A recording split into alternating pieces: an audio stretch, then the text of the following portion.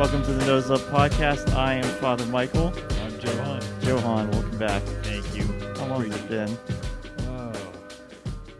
Oh, a few months actually. I think. I think so. Yeah, I think not since the musical started. That's a good segue because you haven't had a life since the musical. That is started. true. It has my West Side Story has consumed my being for Yeah. about 2 months now. So it's nice to see you again. You're a real person again. More than the occasional text message, I will be home at 11:30. Have you you probably haven't caught up on sleep since, just to let everybody else know, in case they don't know, you directed a musical, West Side Story, at our high school. Facts. And it just happened. Yes. So Yeah. we had our showings on Thursday, Friday, and Saturday matinee, which meant things all day Saturday, and then lots of sleep Sunday, lots of sleep today. I think I'm actually pretty caught up sleep-wise. It's just brain-wise. Yeah. Because it's kind of catching on to the fact that everything's slower and there isn't urgency. And so it's like, oh, so you could be tired. And there would be no drawbacks. Yeah. So, that's what with something like that, I think about it's kind of like the Kairos retreat or any big thing you're putting on where it's you can't think past it. And then suddenly you find yourself on the other side and what is life anymore? Yeah. Yeah. It's always good to face those transitional points. And I don't know, just to focus in the weeks after, I always find it's real. It happened. You don't have to suddenly try to stop talking about it. And it's really cool because so many people came and watched it and want to talk about it. And I still want to talk about it. But yeah, working on just kind of that transitional period where you're like, okay, this happened. It's really good that it happened. And now other things are happening. Yeah. Yeah. It's a weird transition. Yeah. You're happy with it though. Oh, immensely. Yeah. You mean with the musical or the transition? Well, the musical. Yeah. Yeah. Yeah. Yeah. It's amazing to see so much effort kind of come to fruition. I keep kind of comparing it to a sports season. And obviously you see practices pay off. Hopefully you see practices pay off in the games. But you tend to have games frequently. Whereas for a musical, it's so all or nothing. Yeah. You spend months building up to a few days. And oftentimes it just happens that one or two of your shows collapse or there are just so many technical problems. So sometimes you're lucky just to get one really great show out of it. And we were blessed with 3 great shows, I think. And but it's 72 hours, everything happens. And then it's done. Yeah. Yeah. It's done. That's what Father Josh and I were talking about after we saw it. Man, it's got to feel kind of rough to put so much work in. And then it's those 3 shows, and that maybe as adults looking at it, this is what we thought was just wanted to say to those kids, cherish this. Yeah. Because you don't get that many experiences like this that are so good and positive and special. Yeah. It's funny. I've been thinking about this a bit recently because usually the fan favorite from the whole musical is the song G Officer Krupke. And it's an Act 2, Scene 2. And so it's pretty much, it's kind of right before things kick off and they progress directly towards the finale and they get darker and more emotionally intense. And so in the copy of the script I have, one of its notes is, this is the last moment of unbridled joy in the show. Yeah. And it's kind of served as a little bit. The kids love the song so much. At the cast party, they played the song and all sang it together. All the cast, orchestra, crew, and they were singing it as warm ups and other times too. And it was funny because I was just thinking at the cast party that, again, it's kind of a sad thing that all of the joy and all that momentum is just concentrated in a few days and then it's over. But at the same time, it gives them that experience of unbridled joy, of that such an intense experience of camaraderie, of seeing hard work come to fruition, of seeing themselves able to push through in spite of intense tiredness and sickness. Oh my gosh. Shout out to all of my actors who are fighting through colds and every other manner of. Yeah, it was awesome to see. It was awesome to watch. And the thing that made me think about it for this episode, besides the fact that we've been kind of swimming in it for a week or more, Yeah. but definitely for the last week, was just like, I guess 2 things. It seems inherently good and an experience of God's love for those kids to perform like that, Mm, and even for us to see it. And that's something I feel like I've experienced. But then the other part is like West Side Story is a play, or musical. Like it has a moral, it has different morals. It's not like an explicitly Christian play, and mm. I guess, but like, um, just that like doing like something like that at a Catholic school, I feel like the goodness of it comes through, and you see all Mm. those lessons that are there, even if it's not like, I'm glad we're not doing like Christian musicals. Like I'm glad we're Yeah. doing West Side Story. Yeah. And some musicals are really just meant to be super silly and fun. Mhm. West Side Story is not that one. It is very fun and silly at points, but very rich in meaning. A lot of musicals are rich in meaning that don't have any overt Christianity. Yeah. And yeah, I think what would be some lessons to pull out of, I guess, West Side Story, or just any musicals that come to mind? I think in particular with this one, and I guess other ones, that there's usually a love story. Hmm. And I was talking to my mom about the original West Side Story movie, and she doesn't like Tony in it Hmm. because he seems too old and is naive for how old he seems to be. Like he Hmm. doesn't seem like a teenager. So us watching actual teenagers do it, it feels like the love in it it's very wholesome. The love between the two main characters, Tony and Maria, that they really like, they just appreciate each other, love at first sight and all that nonsense. And Mm-hmm. but it's torn up by the brokenness of the world, and they make some poor decisions in the midst of that. But there is this like beautiful thing of just like loving somebody else, Hmm. that I see that, and it shows up in other musicals too, and it can be cheesy, Mm-hmm. but I kind of think it's good for those things to exist. Yeah. That it doesn't always have to be this tortured story. Uh, the musical, and I've showed it to you, that some friends of mine wrote, Teeth, had a great line in it, that was like, basically, we fell in love at first sight, just like every musical. And I was like, oh yeah, that's kind of like a key feature of a lot of musicals, and I'm okay with that. Yeah. Yeah, I think this one, and it's obviously based off Romeo and Hmm. Juliet, which very famously is like, oh, what an absurd love story. And it is, but at the same time, I think the absurdity highlights exactly what they're looking to Hmm. highlight. Which is that there's something there's something overwhelming, there's something pure, and there's something that just hits different. It Hmm. strikes in a totally unique way on all the other emotions that are at play, the hatred and the vengeance, the playfulness, everything else. But then love, and they all fade to the background. Yeah. Nothing else is as significant. Hmm.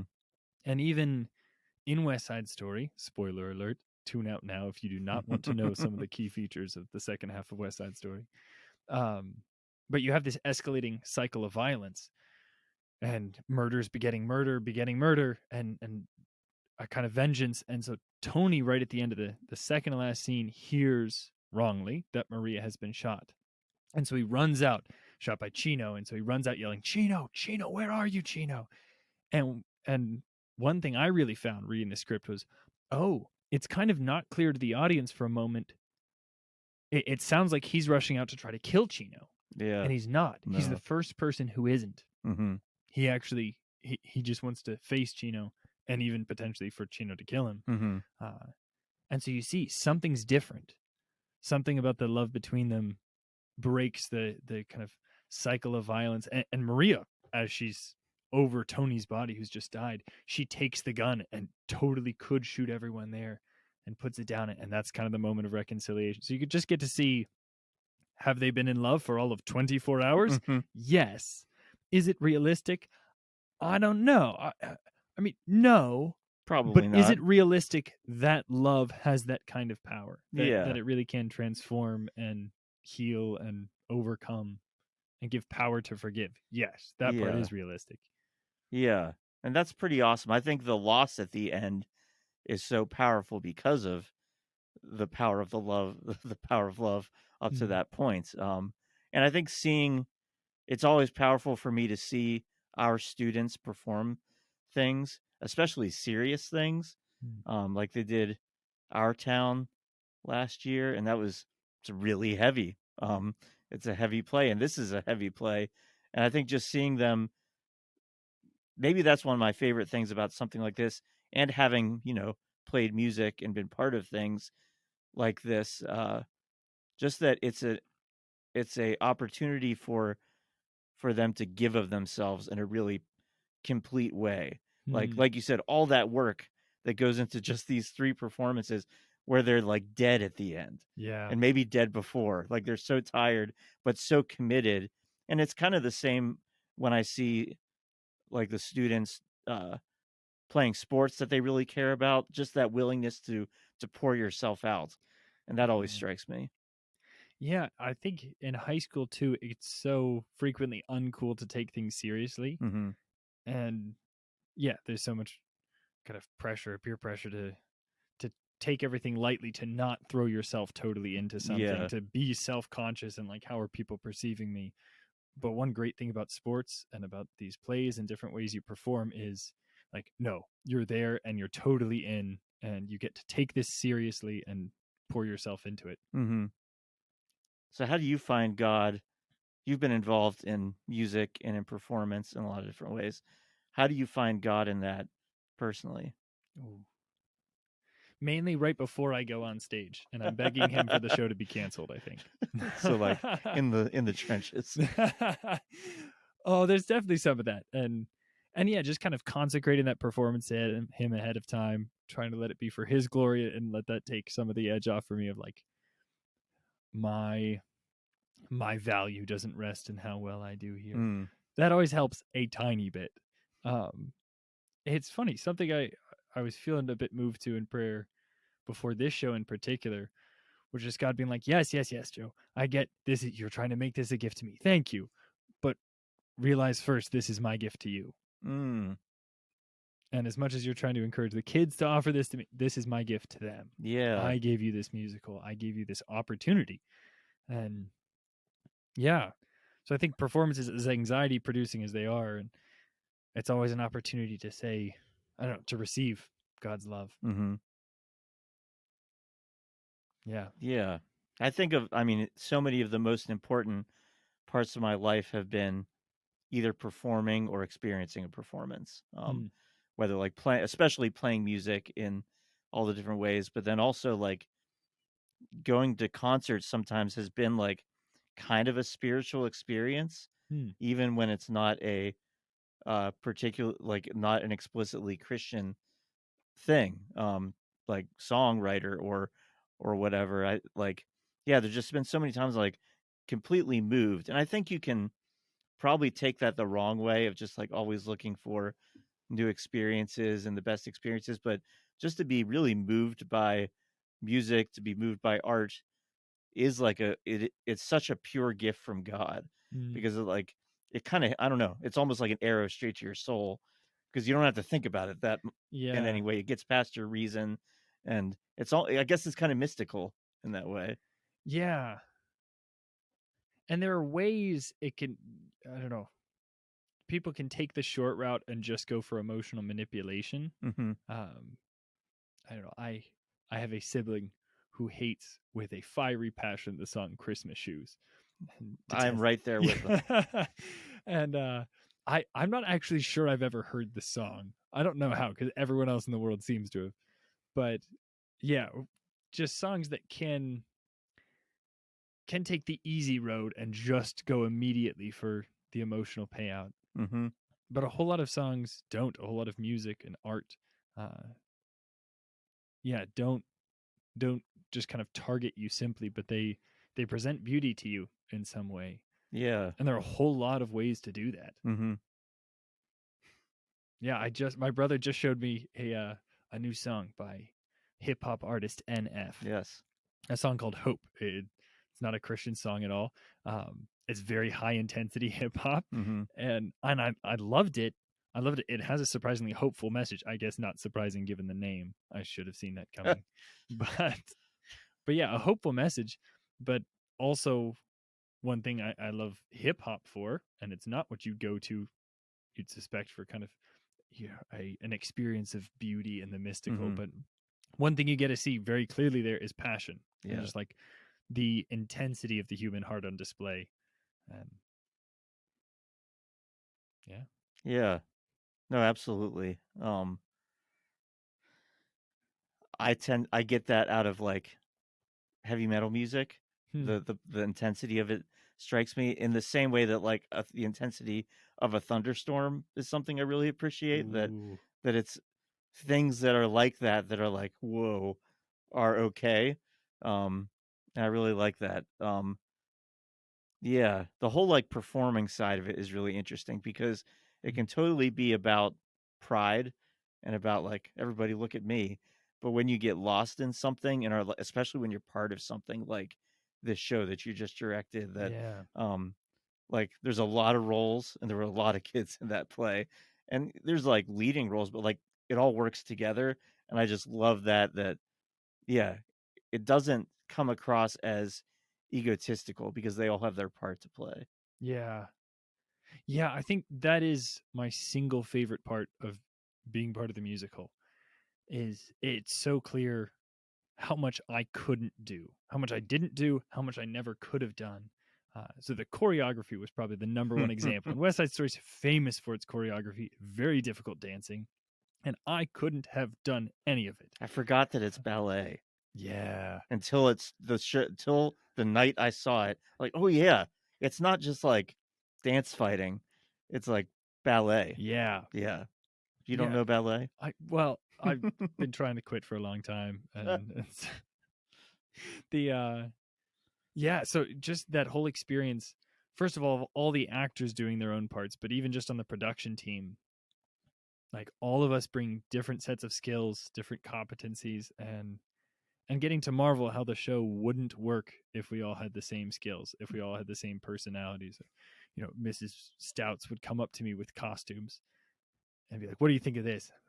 I'm like, I think nothing. I don't I don't know. know. Is that realistic? I have no idea what they wore in the 1950s. I have no idea what I'm looking at. And so the fact that I could ask my assistant director, Naomi, to look at this, or yeah, just or with the set to ask even our student stage managers, Emily and Beth, to be like, we could arrange the set like this. Like, Emily and Beth, what do you think about that? That mostly works. We need to move this. I'm like, yes, that's exactly what I was thinking. We need to move this. Hmm, But that's yeah, just humbling. getting to yeah. And what's cool is it's then to hear the praise after the show, which is something that could so just kind of puff you up.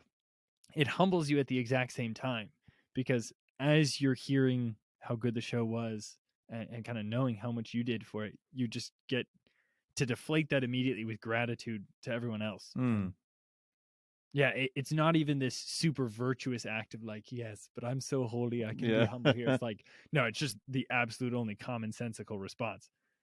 I know I did a part here and it was a part. I depended on others. We talked about it before when we talked about critiquing movies on the drive home. Mm. Uh, and I think both of us said, like, I can't make a movie. I don't know how to do that. And especially with all the Marvel movies and stuff, you sit through lots of credits and the hundreds and hundreds of names that are listed there, just Yeah. how much you have to rely on other people and playing in a band's the same way of like it doesn't work if you don't let everybody else do their job. Hmm. And you can't, yeah, it all sort of works together that way. And yeah, it's very much like Christian life, that it's okay that you can't do everything. It's okay that the drummer is not the lead guitar player because they can't be both. Yeah. They have to be one. Yeah.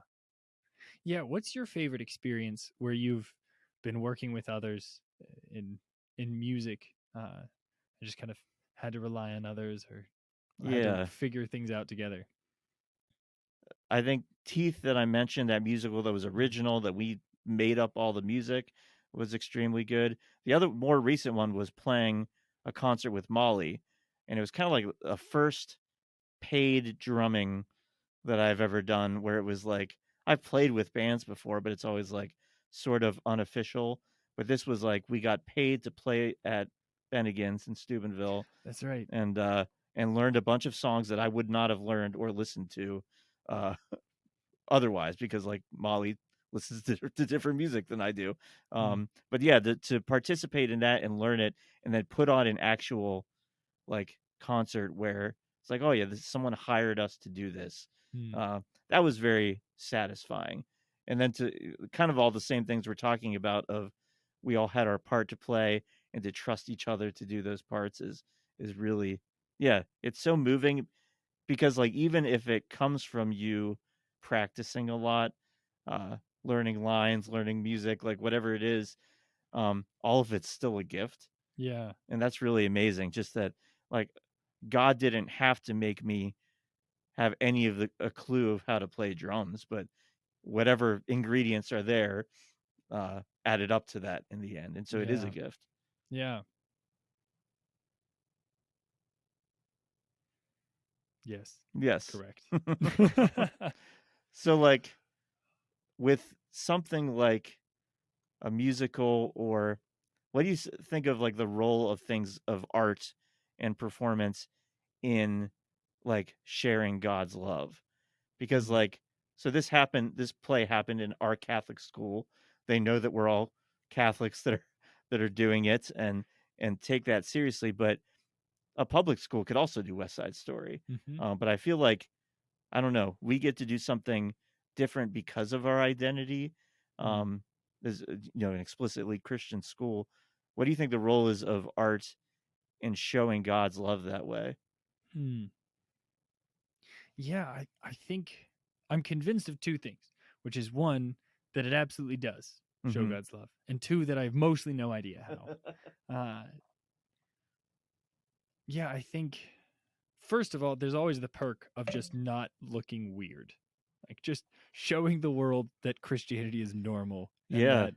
that God's love created the world, created the normal, Hmm. and so He isn't calling people to be super weird and I don't know. You can only do these two musicals ever. That's what I was kind of referring to, like the Christian versions of, I don't know. There's so many bad Christian movies and TV shows. I'm just glad there's not musicals that we have to do. What was the Hamilton one? The the super illegal. Like it was an evangelical church that did it. Yeah. Yeah, I don't remember what it was called. Yeah, but they first of all they did it without any kind of licensing, super illegal. Yeah. Then also even more illegal, changed a whole bunch of lyrics to make it overtly Christian, and it was like Alexander Hamilton had this really intense conversion experience. And what struck me about it was that it was super illegal, as I've already said Hmm. twice.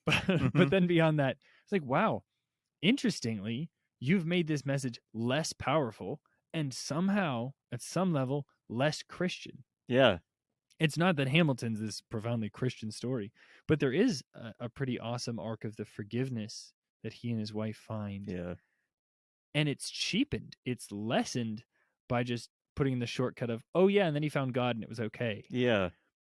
That could have been his story, and there would be, I'm sure, some artistic way you could portray it. It's not that Christianity's off limits in art, but yeah, I think people have a strong radar for insincerity, and I Yes. would rather have sincere a sincere story with no overtly Christian themes, where then God's love will naturally show through Hmm. it, than anything that's insincerely just kind of Christianity smacked to the face. Yeah.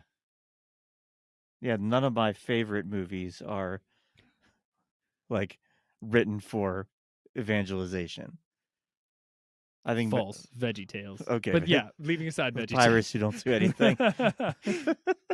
But yeah, like so many of them, like the greatest films ever. Hmm, Um, so like Lord of the Rings, you can say is pretty Catholic, but hmm. it's not like overtly Catholic, Yeah. if you don't know what you're looking for. But even like one of my favorite movies is The Godfather, and it's a hard movie, and like sin is on display Hmm, and brokenness. But I think that's the beauty of it, because as much as people like, oh, he's so cool and the suits and all that stuff, like, no, he is broken and alone.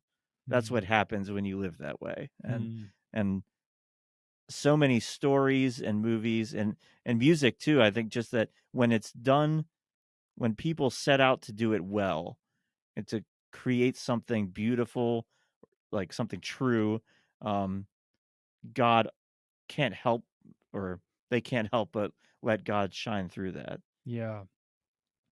Yeah, I think it's a real act of faith. I think it's harder than it might seem, uh, but I think it's a necessary one for Christians to recognize this is what it means to have a God who reveals himself in creation, and that all creation proclaims the glory of God. Mhm. That storytelling, insofar as it's good, natural storytelling, will always kind of convey the Christian message, will always have parts of the love of Yeah. God showing through it.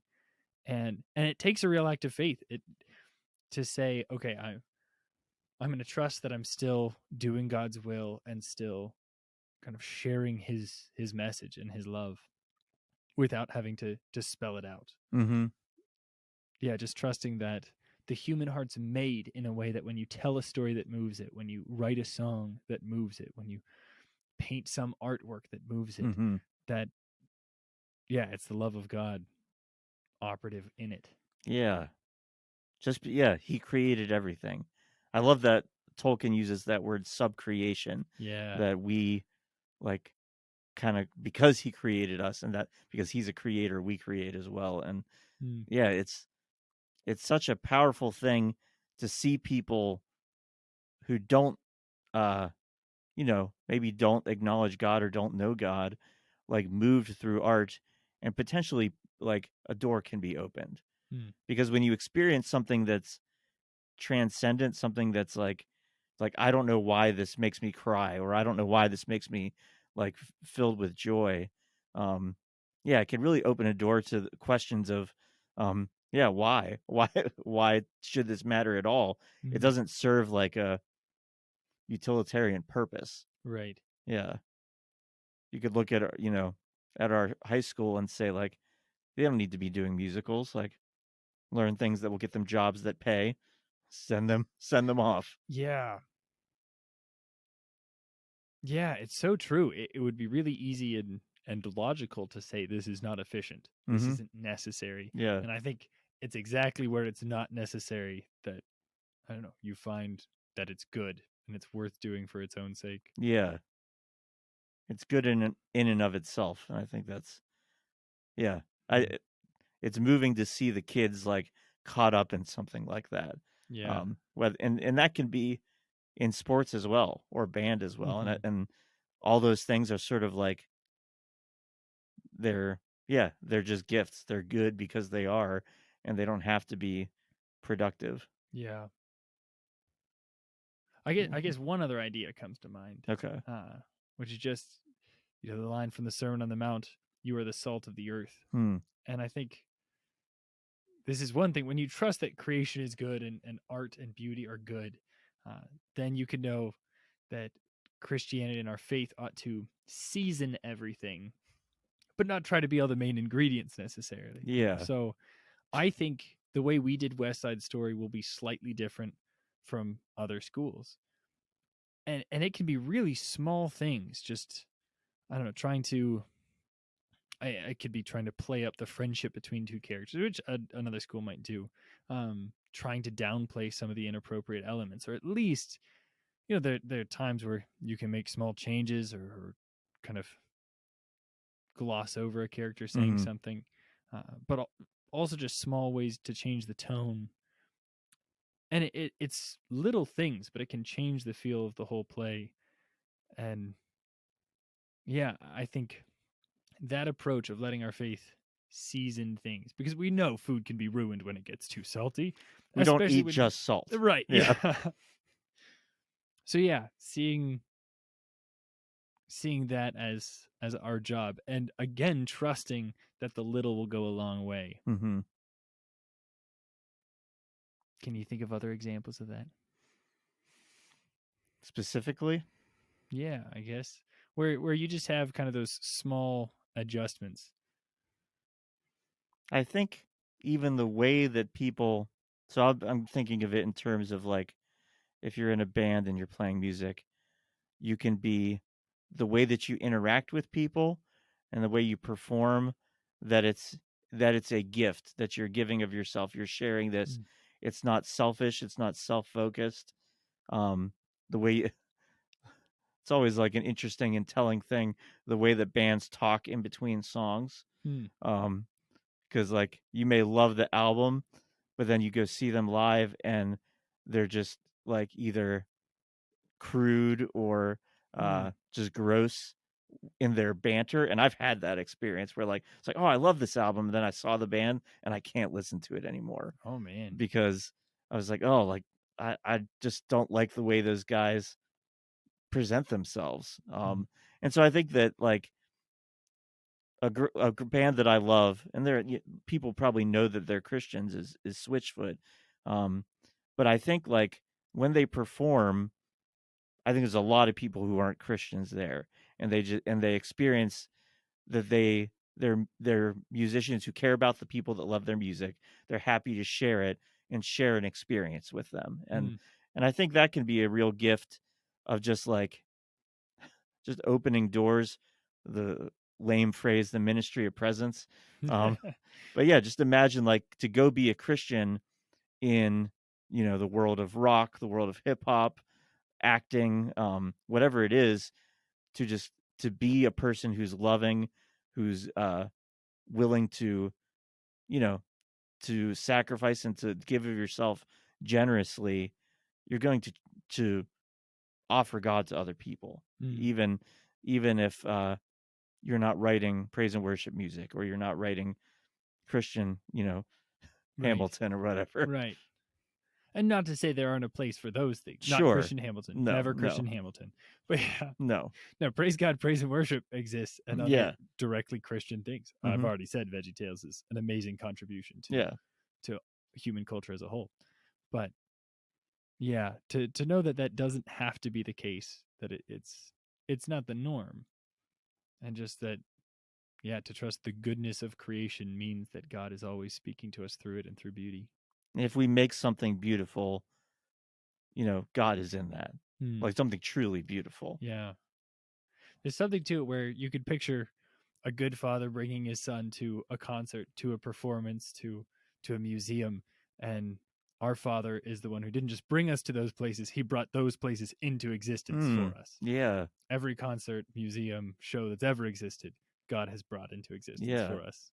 Music didn't have to exist. Yeah. That's a crazy thing of like, why did he make these things, us who do this, who make Yeah. noises with our mouths and make instruments and Yeah. write stories and stuff? It says something about God, Yeah. like that it's in us. Yeah. It's I will always recommend the Silmarillion, in that Tolkien writes the creation of the universe is through singing. It's through a Mm. song, and that's why that's in the people that populate the universe, because uh, that's where everything came from. Hmm. One That's of the awesome. most despicable versions of this going badly is all the different versions of Hallelujah by Leonard Cohen. It's the thing that strikes me as the most awful, the Easter version and the Christmas version, or the priest writing lyrics about a couple he's marrying version. It's like, no, it's a nice song. It's not a church song. Don't sing it in church. Also, don't make cheesy words to it. Oh my gosh. I think, but now that you've said that, Father, during Lent, do we have to put like an explicit title on Oh this no. episode? That is some real Catholic stuff. It's like, you can't even say it. How dare you? Which is like only banned in liturgy or in the In one mass, right? specific place, Yeah. yeah. Yeah. I kind of like that it's extended beyond that, just like it's total taboo during Oh yeah. Lent. And How then yeah. afterwards you say the heck out of it. Just everywhere you can put it, say I love having, I've said it in front of kids, and I don't even know why, in the context of something else, and they're like, "Father, it's it. Lent." I think I forget how old I was. I was quite young, and we were in the car driving, and at one point I don't remember this. My parents do, but I like gasped it and turned to mom and was like, "So one of my siblings just said the A word." And he did, and whatever sibling was like, "No." I was like, "Yes, he did." And she was just like, honey, I have to check. What do you think the A word is? Hallelujah. And they laughed for some reason. Yeah. It's innocent. It's funny. Yeah. Yeah, but those songs are rough. Yeah. No. Yeah. Well, thank you for discussing this with me. Yeah. And for jumping in when Molly wasn't feeling well. So Yeah, feel better, Molly. yeah, feel better. And yeah, so with that, Joe, how has God loved you lately? Oh gosh. I mean, I think I've said it. Just everything through that musical. It's been 100 different experiences of God's love throughout that. And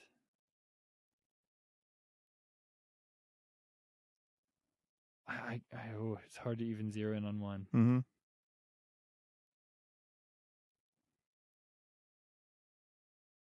Yeah, I guess just since this brings us full circle to talking about kind of the recovery, just to give me this kind of a couple days just to rest in it and to recover, but also just to let that gratitude sink in and the accomplishment sink in. Mm. Yeah, and just to have a couple days where I could be tired and low energy, and that was okay. Yeah. That's been a real gift. You don't have to also teach all day. Yeah. Yeah. Thank the Lord. Mm-hmm. I'll be back in class tomorrow. See you then, kids. I think for me, the gospel this weekend is how I've experienced God's love lately. It was the story of the Samaritan woman at the well, and we've all heard it. I think we hear it every Lent almost. But yeah, just read some different things, and it really struck me just you can read this in any commentary about it, but just Jesus's thirst for us.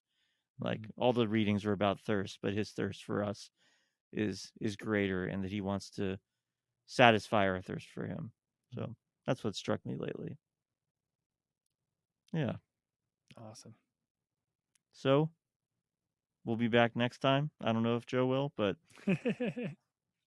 I will be, and know his love will be. I will volunteer to sing any West Side Story song on. Why don't you take us out with G Officer Grumpy? G Officer Grumpy. No, wait. I've been waiting for this for so long. Okay. I feel pretty. Keep going. So pretty. No, absolutely.